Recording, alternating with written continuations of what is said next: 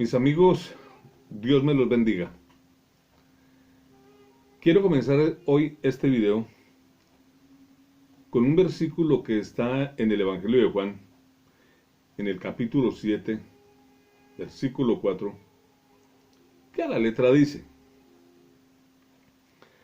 porque ninguno que procura hacerse conocer hace algo en secreto.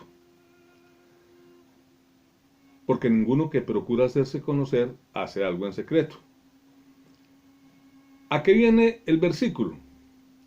Está relacionado con el tema que les voy a tratar hoy. Y es una famosa frase, famosa porque la dijeron los hermanos de Jesús. ¿Y a quién se la dijeron? Se la dijeron al mismo Jesús. Mateo 7:3 dice: y le dijeron sus hermanos: sal de aquí y vete a Judea, para que también tus discípulos vean las obras que haces. Porque ninguno que procura darse a conocer hace algo en secreto.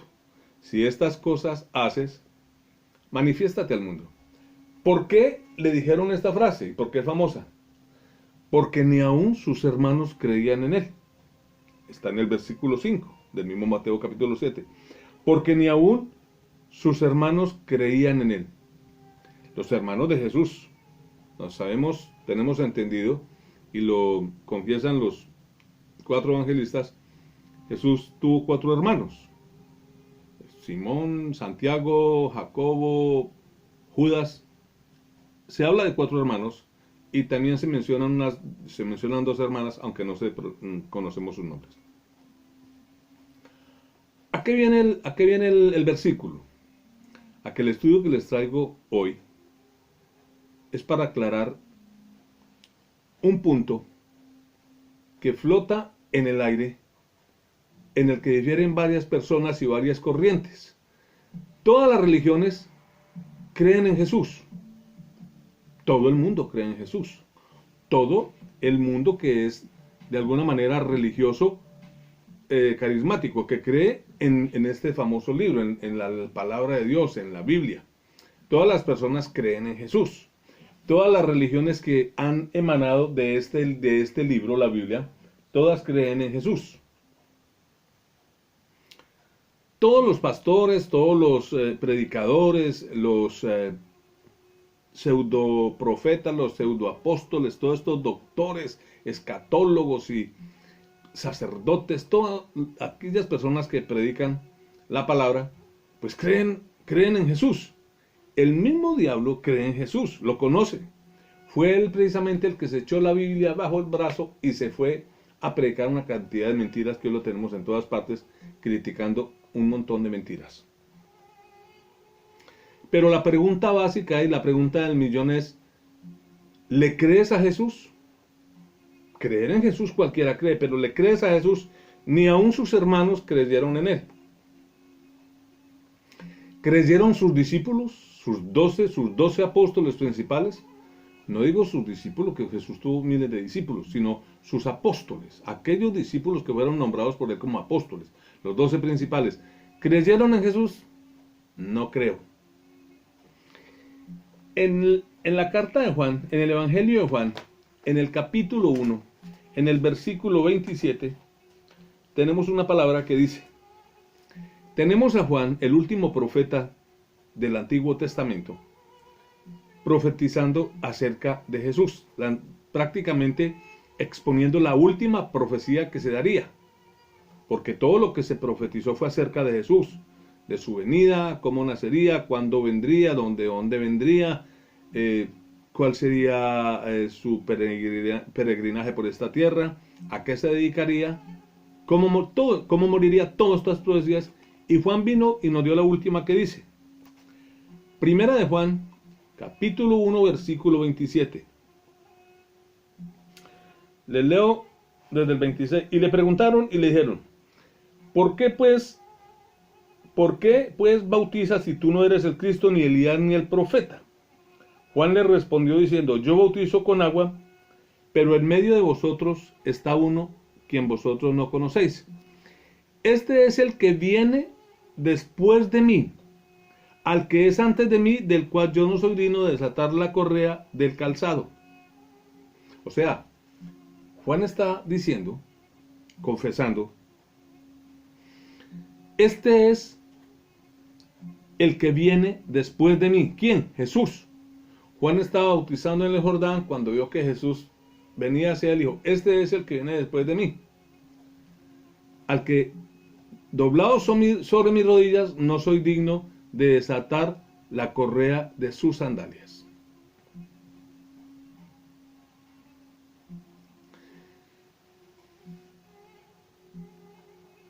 ¿Creyó Juan el Bautista en Jesús? Les voy a dejar este versículo pendiente de inicio, de arrancada, porque vamos a ir a otros dos discípulos de Jesús. Porque este Juan que está confesando aquí que Jesús es el Mesías, que Jesús es el que viene después de él, que él no es digno de desatarle la correa de sus sandalias, después duda, siente dudas. A Juan lo toman prisionero, lo envían a la cárcel y ya estando en la cárcel manda mensajeros a Jesús para que le pregunten, ¿verdaderamente eres tú el que ha de venir o esperaremos a otros? Y Jesús le da una respuesta que se las voy a leer más adelante porque quiero avanzar en este estudio con otros dos discípulos. Vamos a Lucas, en el Evangelio de Lucas, capítulo 9, en el versículo 51, tenemos otra palabra. Otros dos discípulos de Jesús que tampoco creían en él. ¿Por qué no creían? Porque estos andaban en otro cuento. Estos andaban absolutamente en otro cuento. Capítulo 9, versículo 51, que a la letra dice: Cuando se cumplió el tiempo en que él había de ser recibido arriba, afirmó su rostro como para ir a Jerusalén, y envió mensajeros delante de él, los cuales fueron y entraron en una aldea de los samaritanos para hacerle preparativos. Mas no les recibieron, porque su aspecto era como de ir a Jerusalén.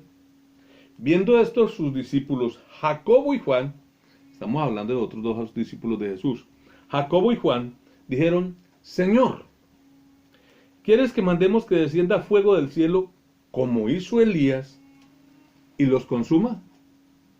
Entonces, volviéndose él, los reprendió, diciendo: Vosotros no sabéis de qué espíritu sois. Resumamos. Jesús va como con ganas de ir a Jerusalén, va con sus discípulos, los envía adelante para que le preparen el camino a Jacobo y Juan.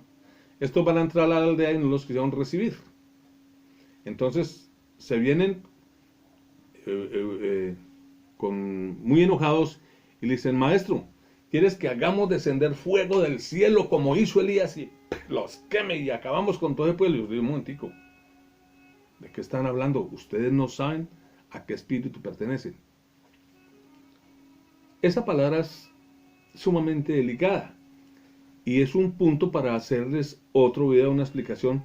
¿Quién era el espíritu al que pertenecía Juan? Porque no es el mismo, al que pertenecía Elías. Porque aquí Jesús les está diciendo que no es el mismo. Que hagamos descender fuego como hizo descender Elías. Y si ustedes no saben a qué espíritu pertenece. Si ellos están pidiendo hacer descender fuego como hacía Elías, que dicen que Elías lo hacía descender por medio de otro espíritu. Pero eso es para otro estudio y otro video. ¿Creían estos en Jesús? Estos no creían. Estos querían tener poder, querían andar al lado de Jesús, pero para tener todo el poder de pulverizar una aldea con fuego. Mateo 26, capítulo 14. En Mateo 26, 14, les tengo otro enunciado. Mateo capítulo 26, versículo 14, que a la letra dice: Otros dos discípulos. Entonces uno de los 12, está hablando la palabra, que se llamaba Judas Iscariote, este también era discípulo de Jesús, Fue a los principales sacerdotes y les dijo: ¿qué me queréis dar? Y os lo entregaré. Y ellos le asignaron 30 monedas de plata, o 30 piezas de plata. Y desde entonces buscaba oportunidad para entregarle. ¿Qué está diciendo la palabra? Que este otro discípulo, Judas, tampoco creyó en Jesús. No le creyó a Jesús. No le creyó toda esta doctrina, toda esta palabra que vino a predicar. Toda esta promesa de fe, toda esta promesa de resurrección, de ir a otra vida. Toda esta promesa de perdón. Judas andaba con Jesús, como fue su tesorero inclusive, que era el que manejaba la bolsa de la plata, pues siempre quiso ser como ese tesorero, ese que tener poder. Dijo, si Jesús se va a hacer rey aquí en esta tierra, yo voy a manejar las finanzas. Pero lo hacía por eso, por físico interés. Tampoco le creyó a Jesús, jamás le creyó a Jesús.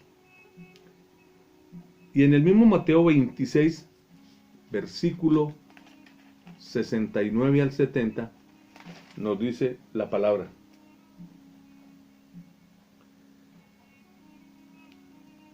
Pedro estaba sentado fuera en el patio y se le acercó una criada diciendo: tú también estabas con Jesús el Galileo. Pedro, de quien muchos lo conocen como el discípulo principal, el principal de los apóstoles o el príncipe de los apóstoles, título mal asignado porque el príncipe, el principal de los apóstoles era Jesús. Fue Jesús.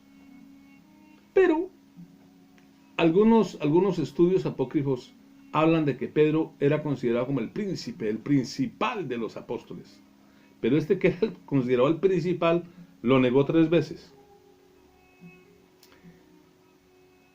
Advertido por Jesús, ya conocía esta profecía pequeñita que le ha dado Jesús. Antes de que el gallo cante me negarás 3 veces, le había dicho Jesús a Pedro. Pedro dijo: jamás te negaré, te seguiré a donde vayas. Y el Señor se lo dijo: me negarás 3 veces. Pues sí, Señor. Cuando Jesús fue arrestado y lo llevaron ante el Sanedrín, Pedro también se coló entre los que iban ahí, camuflado, disfrazado, para no dar la cara, para no darse a conocer, para chismosear qué era lo que estaba pasando allá adentro. Dicen que una criada lo reconoció diciendo: tú también estabas con Jesús el Galileo. Mas él negó delante de todos. Negó delante de todos. Hay una palabra muy delicada que pronunció Jesús, que a la letra dice: el que me negare delante de los hombres, yo también le negaré delante de mi Padre que está en el cielo. Y este lo negó, lo está negando aquí delante de todos, diciendo: no sé lo que dices. Saliendo él a la puerta, le vio otra y dijo a los que estaban allí: también estaba con Jesús el Nazareno. Pero él negó otra vez con juramento: juro por Dios, no conozco a este hombre. Juró por Dios que no conocía a Jesús. Un poco después, acercándose los que por allí estaban, dijeron a Pedro: verdaderamente también tú eres de ellos, porque aún tu manera de hablar te descubre. Entonces él comenzó a maldecir y a jurar: no conozco al hombre. Y enseguida cantó el gallo. Le creyeron los discípulos a Jesús. ¿Le ha creído esta humanidad a Jesús? No le han creído. No le han creído porque no conocen su palabra. Mire, es curioso.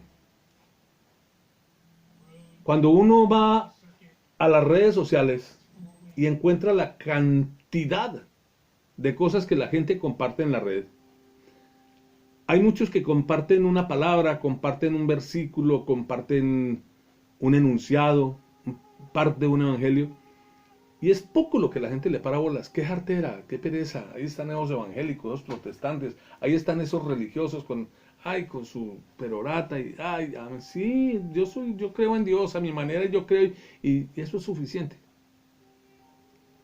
¿Por qué lo hacen? Pero ve uno que narra una historia, una fábula, una historia jocosa o algo, ¡wow! Y tiene miles, millones inclusive de likes, a la gente le gusta. Como les gustan tanto las historias y las fábulas, dicen la palabra inclusive que algunos en el final de los tiempos la gente se volverá a las fábulas, y eso es lo que está sucediendo hoy en día. La Biblia se divide en dos. En el Antiguo Testamento, que es la historia en sí de todo lo que es la tradición religiosa, de cómo nace la religión, desde el Génesis, cuando dice que en el principio creó Dios los cielos y la tierra estaba desordenada y vacía, el Espíritu de Dios se movía sobre las aguas, etcétera, etcétera, y nos va llevando hasta por el Éxodo, por Números, por Levítico, Deuteronomio, Jueces, Reyes, y nos va trayendo por los profetas hasta que nos dejan el último libro, que es Malaquías, que es el último libro del Apocalipsis, del Antiguo Testamento, y empezamos con el Nuevo Testamento, que es la palabra de Jesús. Es muy curioso también que cuando en estas iglesias, en estos templos, en estos púlpitos se lee la palabra de Dios, que es la palabra de Jesús, hay unas Biblias como esta que yo tengo, con la que me he estado,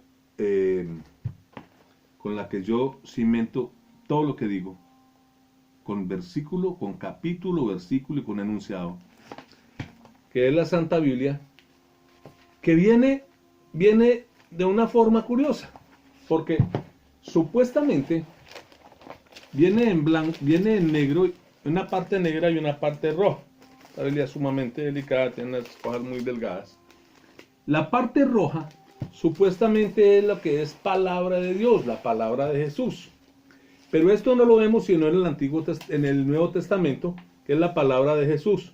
Porque el Antiguo Testamento, pues es historia, es la tradición oral de toda la enseñanza de lo que fue la tradición, lo que fue el paso del Mar Rojo, lo que fue la entrega de la ley de Moisés, lo que fue los reyes, lo que fueron jueces, toda la historia, hasta nuestros días, hasta cuando viene Jesús y parte la historia en dos, en Antiguo Testamento y el Nuevo Testamento, el Nuevo Testamento.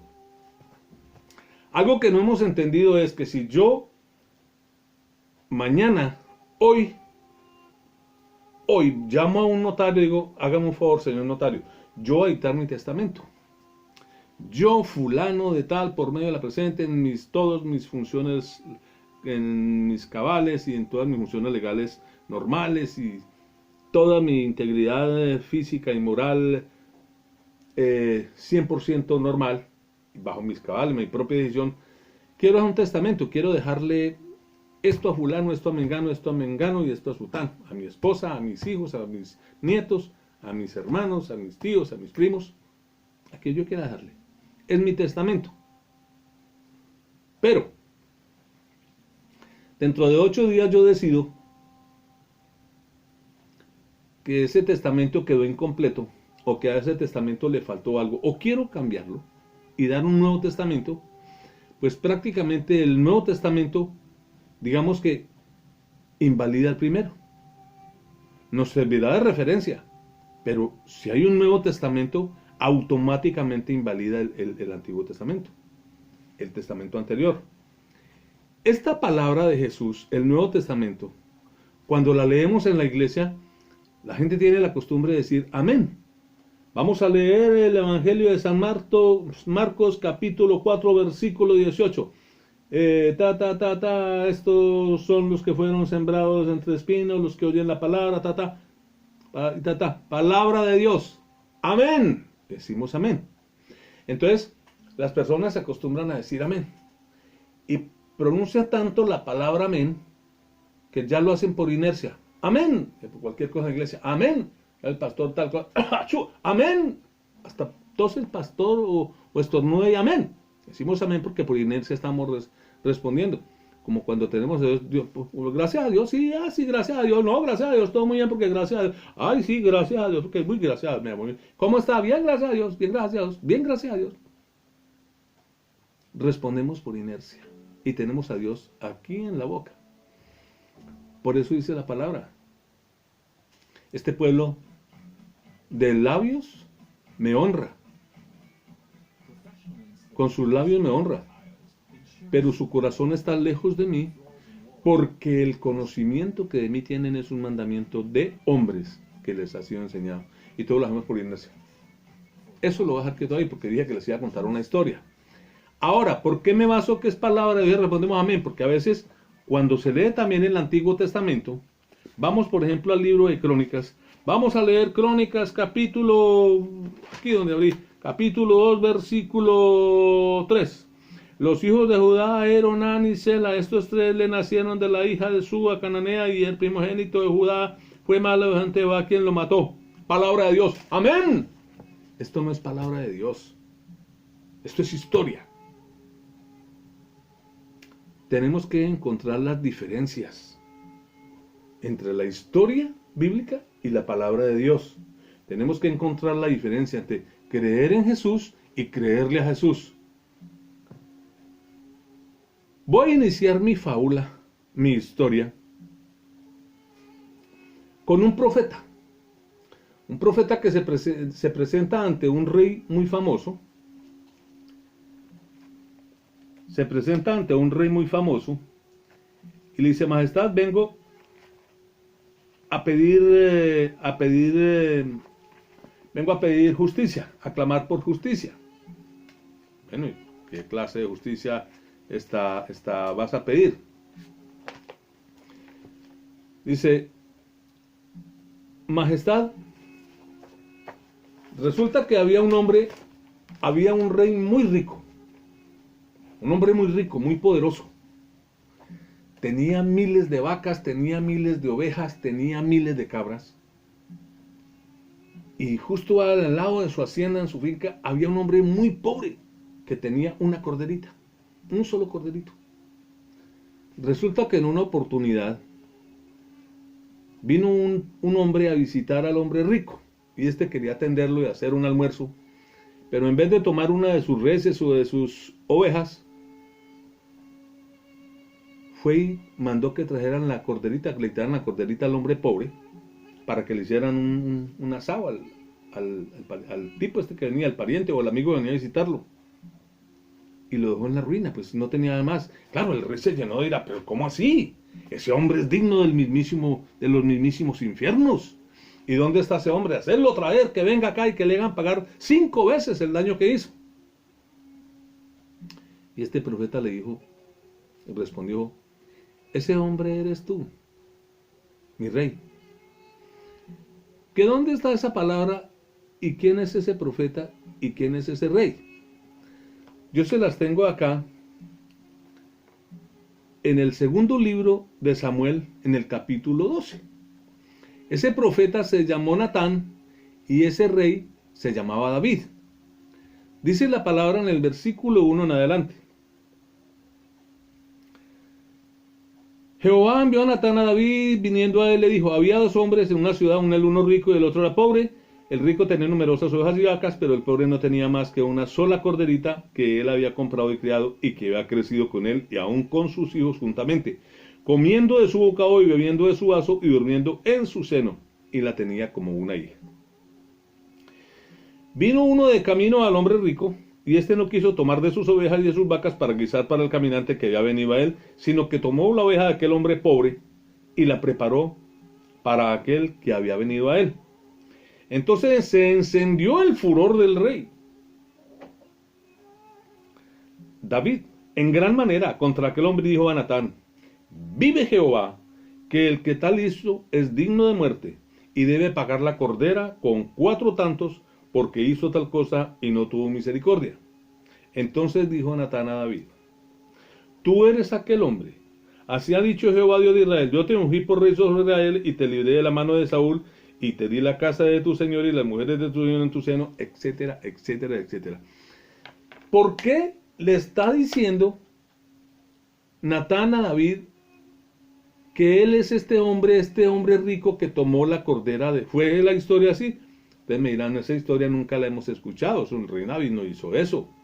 El rey David no creemos que haya sido... Mire, la historia es aún peor. Yo los voy a llevar a la segunda carta de Samuel.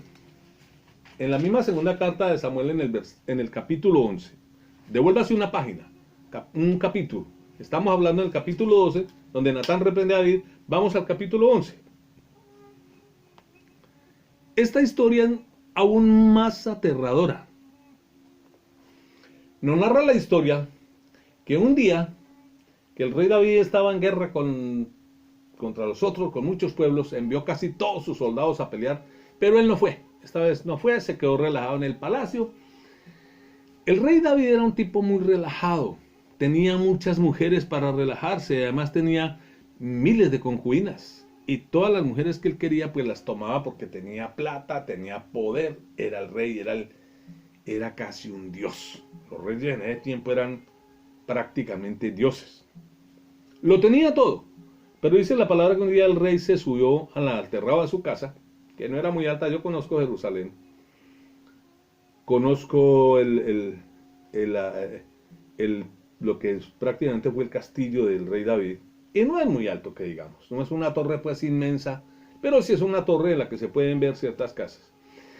Dice que desde allí se fijó que en el patio de una de las casas había una mujer muy bonita bañándose. Supuestamente la vagabunda también se bañaba desnuda para que la vieran.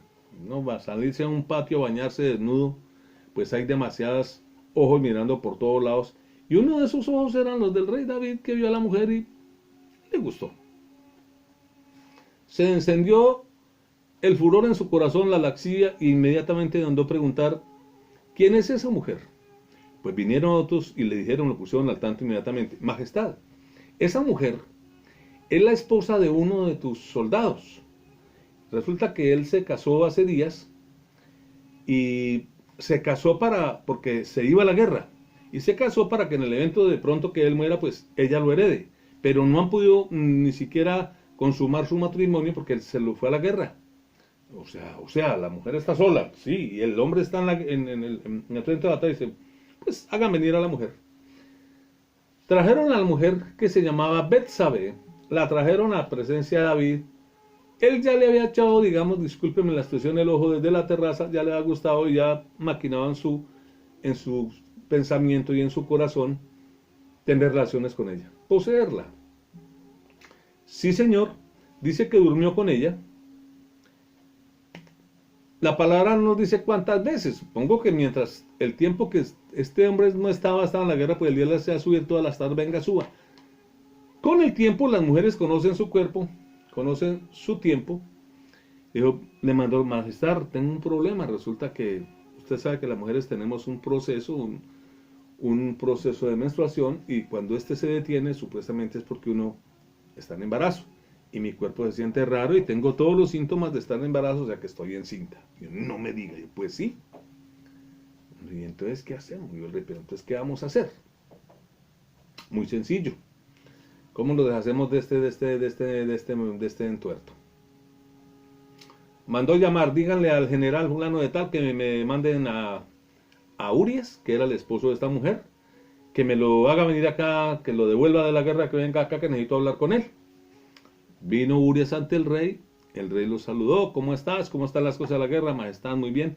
Bueno, yo me he enterado que estás recién casado, entonces queremos darte como una licencia de unos 2 o 3 días para que estés con tu mujer. Ve y estás con tu mujer unos 2 o 3 días y te vas, y le cargamos el muerto. Resulta que este hombre salió y se sentó a la puerta del rey con todos sus siervos y no quiso darle a la mujer. Hoy le avisaron al rey: majestad, la cosa no le va a funcionar porque ese hombre no quiso bajar donde su mujer. Entonces lo mandó a llamar y dijo: ¿qué pasa, fulano? ¿Por qué no has ido donde tu mujer? Y dijo: majestad, ¿cómo se le ocurre?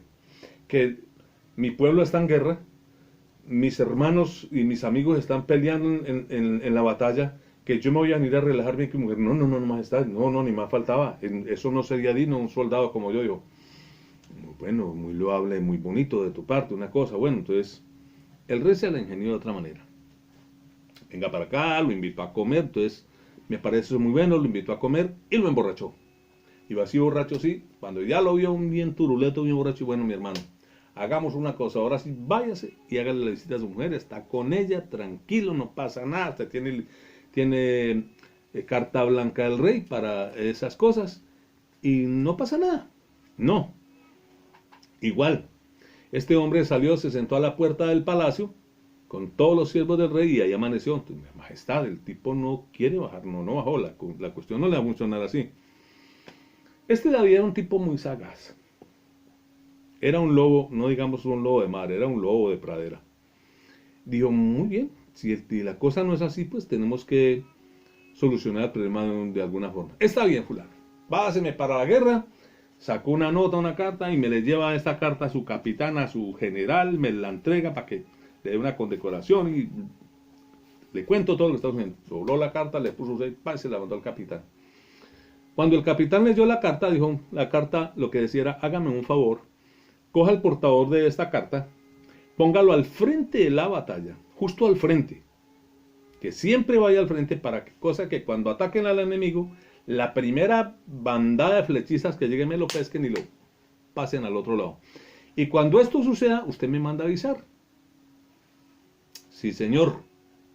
Así sucedió. El general Esteban mandó, vaya usted, soldado, vaya adelante, varón, que usted tiene toda la admiración del rey. Vaya, túmbeme esa puerta de ese castillo. Claro, no le dieron chance ni de llegar cuando le dispararon una flechiza espantosa y adiós. Hasta ahí llegó nuestro amigo muerto. Le mandaron a avisar a David, mi rey, ya no hay problemas, fulano de tal acaba de morir. Dijo, bueno, qué pesar, qué pena, pero que una lástima haya muerto. Bueno, entonces que la mujer se venga para acá, y ya la mujer la va a dejar para mí. Trajo la mujer a Betsabé al castillo. Dice, continúa la historia, que la mujer tuvo su hijo, pero igual a Dios no le gustó este acto que hizo David, y el niño enfermó. David ayunó, David oró, David hizo mil cosas a Dios para que le salvara la vida de este hijo, pero igual este niño murió. Después tuvo otro hijo con esta misma mujer, un segundo hijo con esta, porque David tuvo muchos hijos. Dice que Nebrón tuvo más de 8 hijos, fuera los que tuvo en Israel y fuera los que tuvo con todas sus concubinas, tenía hijos habidos y por haber. Pero con esta tuvo un segundo hijo, al cual le pusieron por nombre Salomón, donde supuestamente a Dios le agradó mucho este Salomón, lo amó profundamente, lo amó más que a David. No solo lo hizo rico y lo hizo rey, sino que le dio sabiduría, y este fue el que acabó de pervertir ese pueblo.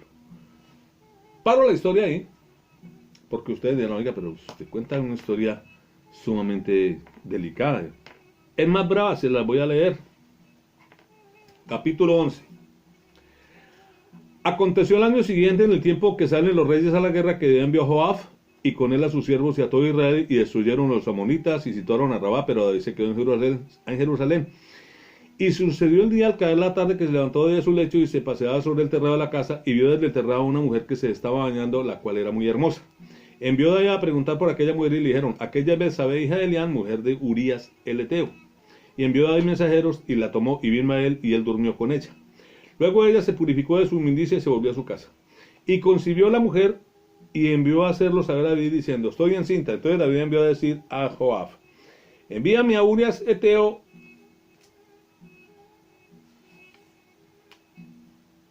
Y Joab envió a Urías Eteo a David. Y sucedió todo lo que les acabé de contar. Igual como sucedió. Este bandido no solo pecó por adulterio, por laxivia, por adulterio, por desear la mujer del prójimo, por robo, porque le robó la mujer a otro, y por asesinato, porque él planeó el asesinato de este hombre. Violó todos los mandamientos de Dios. Violaba todos los mandamientos de Dios. Y dice la palabra que Dios amaba a este rey. ¿Quién era este Dios que amaba a este bandido? Ahora se man, pero pero era que era el rey David. Mire, voy a ir a Samuel 27, a las primera de Samuel 27. Les voy a decir quién era este David. Primera carta de Samuel, capítulo 27, versículos del 8 al 11. Y dice la palabra. Voy a leer desde el 7. Versículo 7, 27, 7. Fue el número de los días que David habitó en tierra de los filisteos 1 año y 4 meses. Y subía David con sus hombres y hacían incursiones contra los jesuritas, los geseritas y los amalecitas, porque estos habitaban de largo tiempo en la tierra, desde como quien va a sur hasta la tierra de Egipto. Y escuche usted esta palabra que está en el versículo 9. Primera de Samuel 27, 9. Y asolaba David el país, y no dejaba con vida a hombre ni mujer. No dejaba con vida a hombre ni mujer. Cuando no dejaba con vida a hombre ni mujer, era ancianos, mujeres y niños. No dejaba absolutamente a nadie con vida. Y se llevaba las ovejas, las vacas, los asnos, los camellos y las ropas. Y regresaba a Aquís. Este se cargaba hasta la ropa sucia. Era un bandido. Ahora. Pero fue que después halló gracia en la gloria de Dios y Dios lo nombró rey. Y siguió siendo peor. Porque este acto no lo cuenta la historia y lo escribieron, lo narraron. Con las repercusiones que esto podía tener. Porque esto es historia. Está escrita como fue. No se ponían con miramientos, pero es que esto de pronto va a poner a orar a la gente, que David no era. No, aquí está la palabra escrita y así se lee. Ahora, ¿qué es que yo interpreto mal la Biblia? ¿Qué es que hay personas que interpretan mal la Biblia? La Biblia fue escrita para usted y para mí, para que la entendieran ayer, la entendamos hoy y la entiendan mañana los que la leen, los que la estudian, los que se fijan un poquito más detalladamente en lo que dice este libro.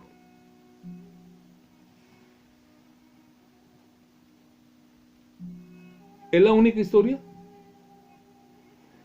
Yo les voy a contar otra que tenemos en el libro de Josué, el capítulo 2. Josué, capítulo 2, del versículo 1 al 24, que a la letra dice: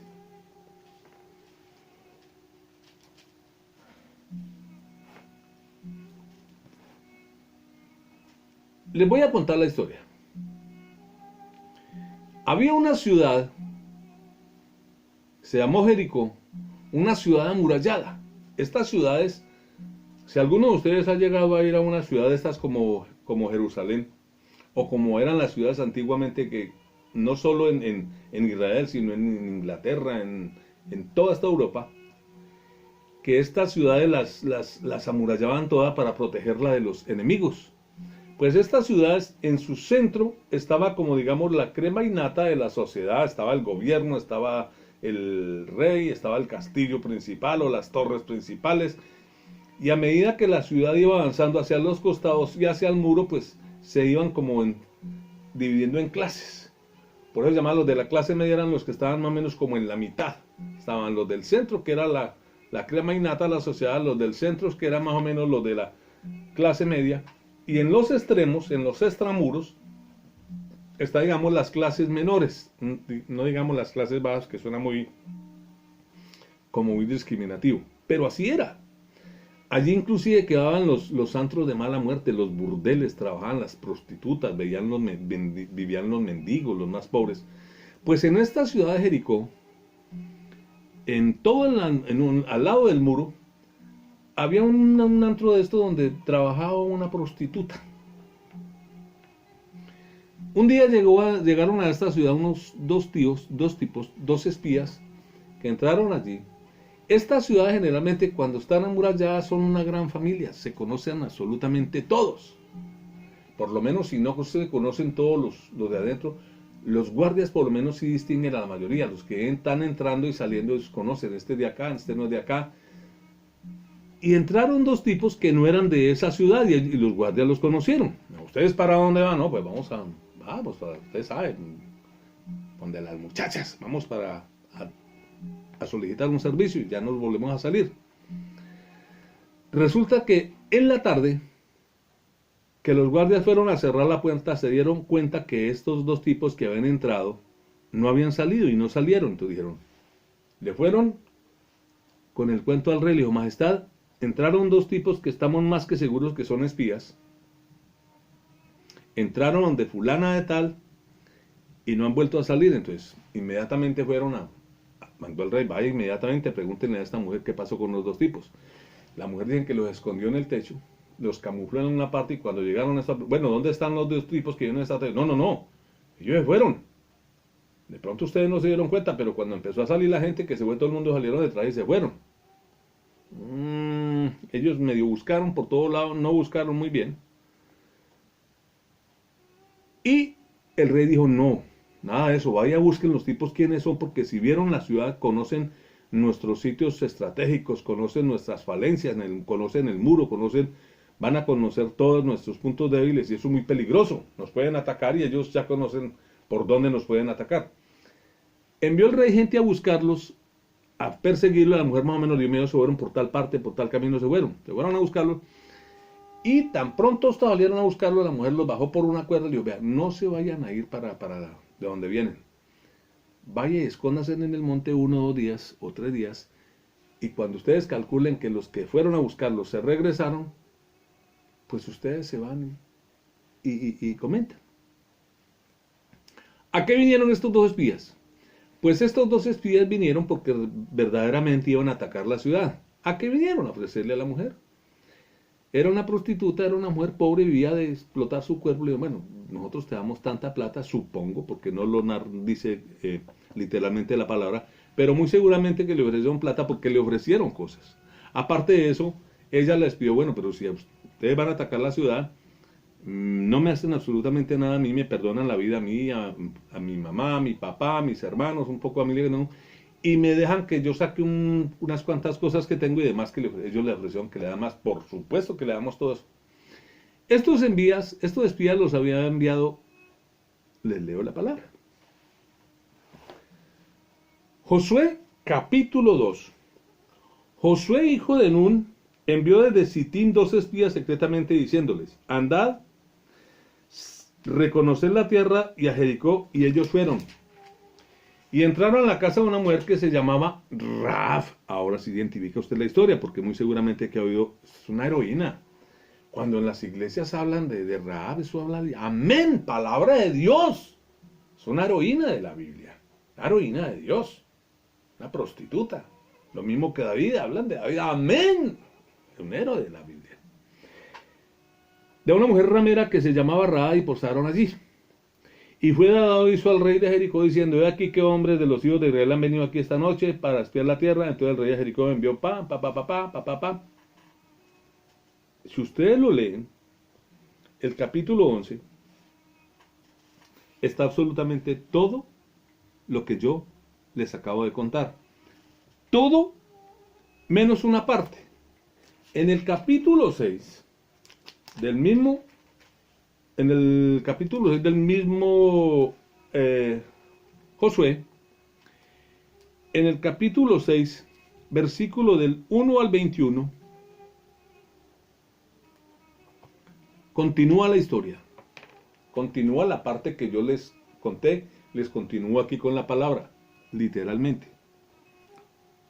Josué, capítulo 6. Ahora, Jericó estaba cerrada, bien cerrada, a causa de los hijos de Israel. Nadie entraba ni salía, sitiaron la ciudad. Estos espías los había enviado Josué, que era el que estaba liderando ahora a los israelitas, a los que Moisés había sacado supuestamente de Egipto. Supuestamente no, a los que supuestamente Moisés sacó de Egipto, porque estos ya eran otros, estos eran unos guerreros muy diferentes a la gente que Moisés sacó de Egipto, que Moisés tuvo esta gente dando vueltas en redondo en el desierto 40 años. Estos prácticamente eran los descendientes de ellos. Y Josué fue el que sucedió a Moisés. Que algo muy curioso también que generalmente anteriormente sucedía, y era una norma estricta de cumplimiento, que el que sucedía a los reyes, a los faraones, a los monarcas, toda esta, era su hijo mayor, su primogénito, hasta el día de hoy. El que sucede al rey es su hijo mayor, el príncipe, el heredero al trono, el primogénito. A Moisés, hasta donde sabe, tuvo 2 hijos con Séfora. Una mujer, la mujer que él conoció en el pueblo de Madián cuando huyó de Egipto. Tuvo 2 hijos. Pero estos hijos no sucedieron a Moisés. Esto es otra historia. A Moisés le sucedió Josué. Mas Jehová dijo a Josué: mira, yo he entregado en tu mano a Jericó y a su rey con sus varones de guerra. Rodearéis pues la ciudad todos los hombres de guerra, yendo alrededor de la ciudad una vez, y oraréis durante 6 días. Dice la palabra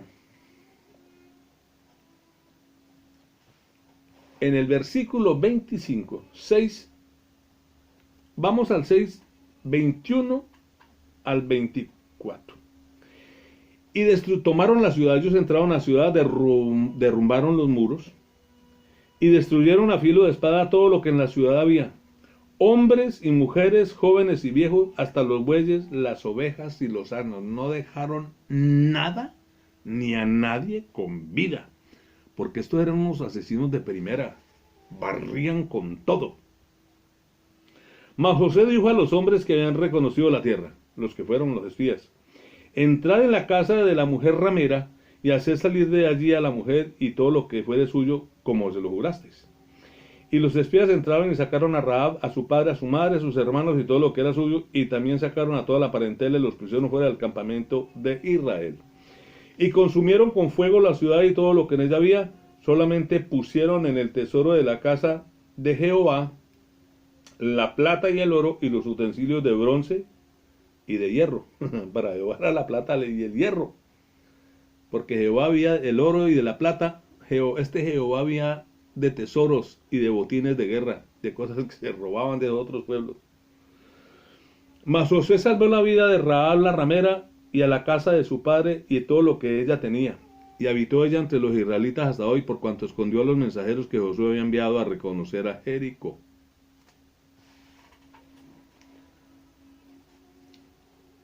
Yo siempre me he hecho, no una, sino muchas preguntas, como quizá tal vez se las haya hecho usted alguna vez que haya leído en la Biblia y que no la haya entendido.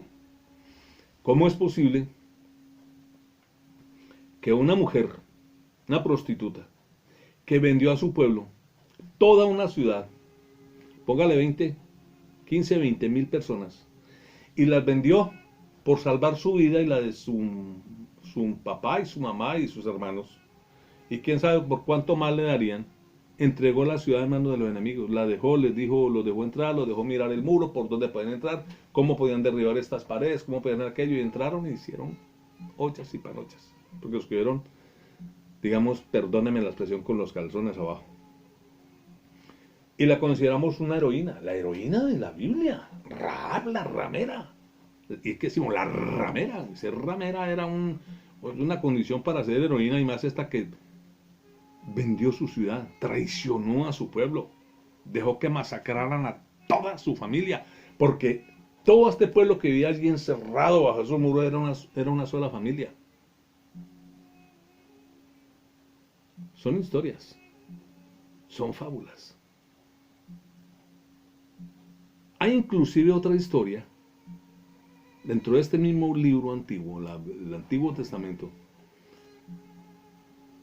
que se prestó para que hubiera alguien plagiara un libro, una historia fabulosa, muy fabulosa, que usted la conoce, que se llama La Bella y la Bestia. No me diga, ¿y dónde está eso? Que plagiaron ese libro de la Biblia. No digamos el libro, plagiaron la idea. Y de ahí la retomaron para hacer un libro, la historia de La Bella y la Bestia. ¿Que en dónde está eso? Mire, lo voy a llevar a Jueces Yo de pronto usted que usted no la conoce porque hay muchas personas que dicen que, que leen la Biblia. Lea la Biblia. Mire, yo hoy en día no le digo a nadie lea la Biblia. Porque si usted está bien de malas, está buscando ayuda, está buscando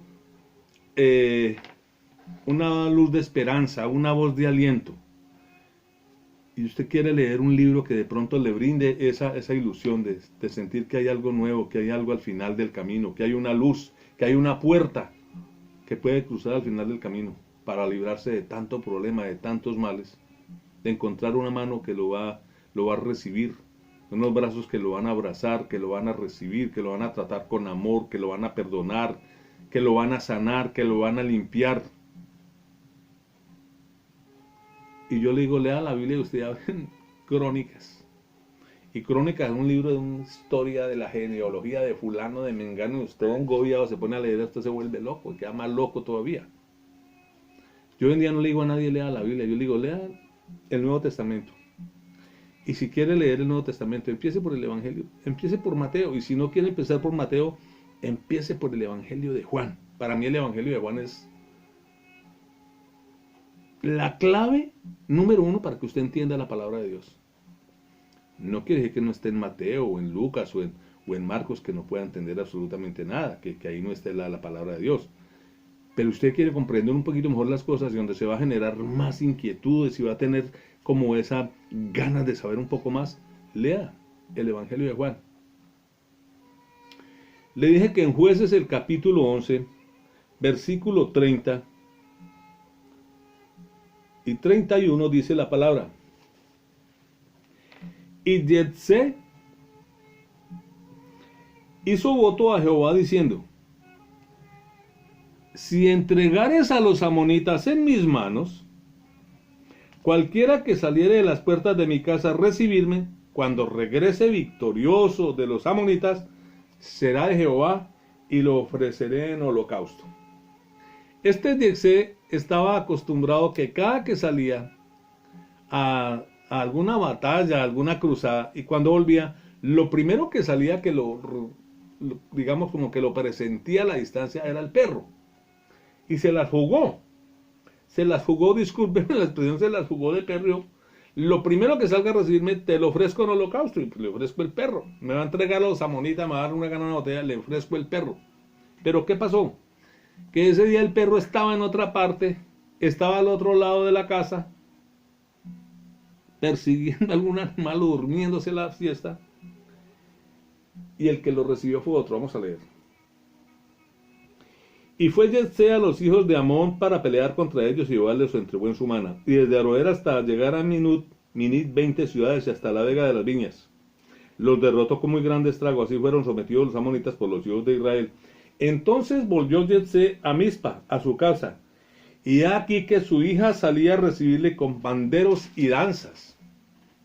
Y ella era sola, su única hija, no tenía fuera de ella ni hijo ni hija.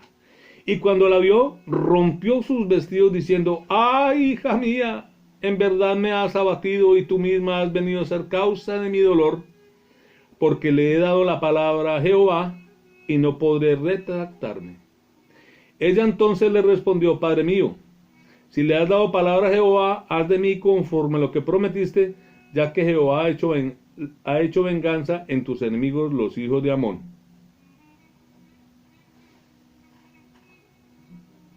Y muy seguramente que a este Jehová, si le prometían algo, había que cumplirlo. Que Jetsé sacrificó a su hija en holocausto para ese Jehová, porque una promesa. Esa es otra historia que ustedes, si la ven como un poquito, no muy diferenciada, muy similar a la Bella y la Bestia, a lo que pasó en esta historia. Pero esta es otra historia.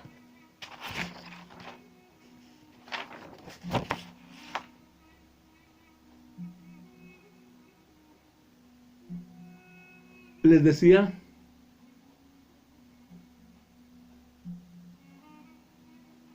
que la palabra de Dios es muy delicada, porque cuando la leemos, nos causa ciertas incógnitas, sobre todo el Antiguo Testamento. No digo que en el Nuevo no encontremos una cantidad de cosas que no entendemos. Hay cantidad de palabras que no entendemos, cantidad de versículos y pasajes en la Biblia que no entendemos. Y hay quien los interpreta humanamente.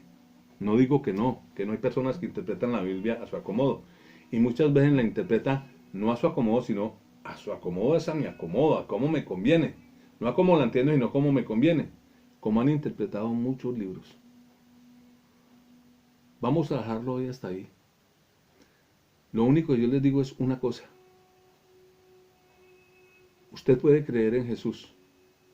Pero si usted no le cree a Jesús, si usted no cree que Dios le resucitó de los muertos, que Jesús tiene para usted una promesa, de que si cumple su palabra, si cumple sus preceptos, si cumple sus mandatos, sus normas, usted se irá con Jesús al cielo, al paraíso, al Edén. Llámelo como llame, usted se irá con Jesús. Pero tiene que creerle. La palabra dice, todo lo que pidieres al Padre en mi nombre, creyendo, lo haré. Todo lo que pidieres al Padre en mi nombre, lo haré. Lo haré, es una promesa. Y la palabra dice, Dios no es hombre para que mienta, ni hijo de hombre para que no cumpla. Mis queridos amigos, lo voy a dejar ahí.